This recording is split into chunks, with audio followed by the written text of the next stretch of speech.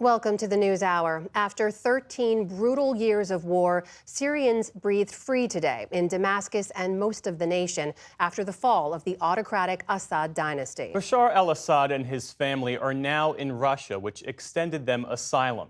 The lightning-fast seizure of the nation by insurgent forces over the last 2 weeks rocked the region and the world. But for many Syrians today, the task after the fall of Assad was to take stock of the catastrophic damage done by over 5 decades of their rule and what the future holds. Nick Schifrin starts our coverage.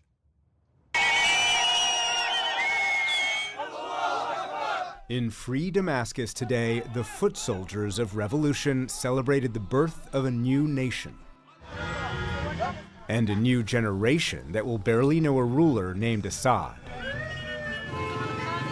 Syrians who've known nothing but Assad called today victory and flew the flag of the Syrian Republic, now the flag of free Syria. This great and glorious day is the new Independence Day of Syria. People are delirious with happiness here. Yesterday was a great day, and we are waiting for the country's children to return home to enjoy it. The country that millions fled, now tens of thousands of cars, tens of thousands of families returning to their homes. Even if those homes no longer stand. Yasser Shadada and her husband haven't seen their destroyed neighborhood since the war began. Now, after 13 years, we are back and the joy is overwhelming. Thanks to Allah, we are home again. For nearly a decade, this was Syria's map. The opposition in green cornered in Idlib province in northwest Syria. The Kurds, backed by the U.S., in yellow in the northeast. The regime and its allies in red, with pockets of desert controlled by the Islamic State in purple. It was redrawn in just 10 days, the opposition sweeping through Aleppo, Hama, and Homs, and seizing Damascus with barely a shot fired. U.S. officials say their top concern, keeping those ISIS pockets frozen. Yesterday, the U.S. launched a large air raid into Syria, bombing 75 different targets described as ISIS meetings and training. Syria's neighbors are worried about instability, and Israeli officials told PBS NewsHour that ground forces in blue entered Syria for the first time in more than 50 years to create what they call a buffer zone in what has been demilitarized territory along the Syrian border. Israel also targeted suspected chemical weapons sites and long-range rockets to prevent them from falling into rebel hands. Yesterday, Israeli Prime Minister Benjamin Netanyahu visited the Golan Heights and took credit for ousting Assad. This is a historic day in the history of the Middle East, a direct result of the blows we inflicted on Iran and Hezbollah, the main supporters of the Assad regime. This created a chain reaction throughout the Middle East of all those who want to be freed from this regime of oppression and tyranny.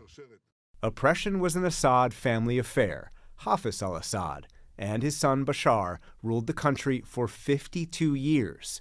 He and his wife Asma claimed to be Syria's stylish, modern future. But in 2011, as part of the Arab Spring, pro-democracy protests swept through the country. Assad unleashed a brutal crackdown that triggered civil war and left cities in ruins. Half the country, more than 6 million people, fled their homes, desperately making a dangerous journey by boat because the land was no longer safe. But so many, including 3-year-old Alan Kurdi, never made it, this image becoming the icon of fear and flight from Syria. Those who stayed to fight and whom the regime caught disappeared into Saidnaya, a notorious military prison outside Damascus. Some were tortured so severely, the only word he can say today is Arabic for Aleppo. The prison, the crucible of Assad's cruelty, the bodies that embody Assad's brutality. Now Assad stands no longer. His legacy smashed, his stature diminished.